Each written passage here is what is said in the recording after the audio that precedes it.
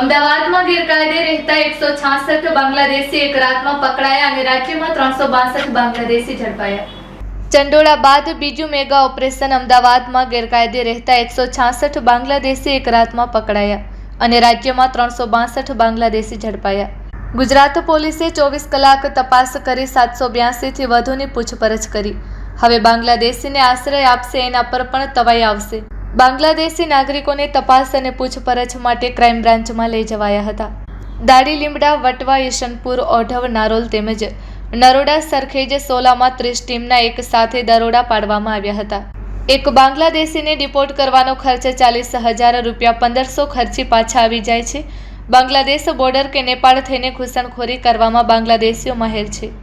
બાંગ્લાદેશી નાગરિકો ભારત માટે માથાનો અસહ્ય દુખાવો રહ્યા છે। એક બાંગ્લાદેશીને પકડી ડિપોર્ટ કરવામાં સરકારને અંદાજે રૂપિયા 40 થી 50 હજારનો ખર્ચ થાય છે। આટલા રૂપિયા ખર્ચ્યા બાદ તે ભારત બાંગ્લાદેશ સરહદ કે પછી નેપાળ થઈને માત્ર રૂપિયા 1500 થી 2000માં બોર્ડર ક્રોસ કરીને પાછા ભારત આવી જાય છે।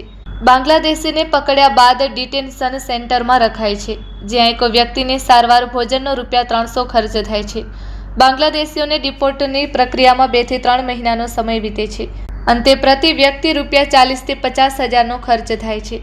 બાંગ્લાદેશીઓને ટ્રેન કે બસમાં બોર્ડર સુધી મૂકી દેવાય છે। બાંગ્લાદેશ સરકાર તેમને પરત સ્વીકારે તો છે, પરંતુ થોડા સમય બાદ ભારતમાં ઘૂસવાના પ્રયાસો શરૂ કરી દે છે। બાંગ્લાદેશ બોર્ડર પર હાજર લશ્કરી દળોના એજન્ટને રૂપિયા 1500 થી 2000 આપી રાતે બોર્ડર ક્રોસ કરી ભારતમાં ઘૂસે છે। બાંગ્લાદેશ બોર્ડર પર વાત ન બને તો વાયા નેપાળ, બિહાર થઈને ટ્રેનમાં ભારતમાં પ્રવેશી જાય છે। ગુજરાત પોલીસે શરૂ કરેલા ઓપરેશન ડેલ્ટા હન્ટ અંતર્ગત એક જ રાતમાં રાજ્યભરમાંથી 362 ગેરકાયદેસર બાંગ્લાદેશી નાગરિકોને ઝડપી પાડ્યા છે।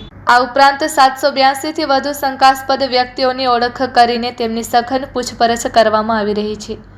Report by Ashwin Limbachiya, Ahmedabad.